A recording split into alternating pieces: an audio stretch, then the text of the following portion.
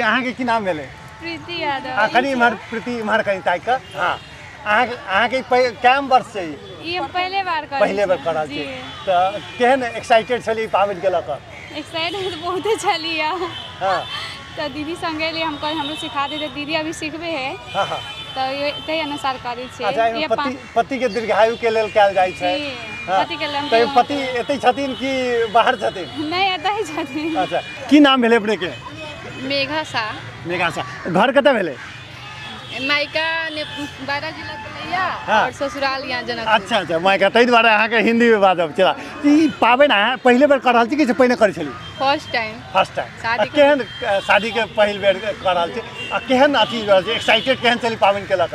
बहुत ज्यादा पति के लंबी उम्र के लिए। हां हां कर रहल छी।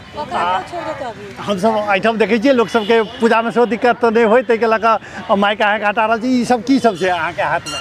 जी ई सिंदूरदानी छै। हां सिंदूरदानी छै। जी अच्छा आई के पूजा कर छी कि एहि में से सिंदूर लका माथ में लगेलिया? सुहाग के लागि लंबी उम्र छै मांगे छै। अच्छा जी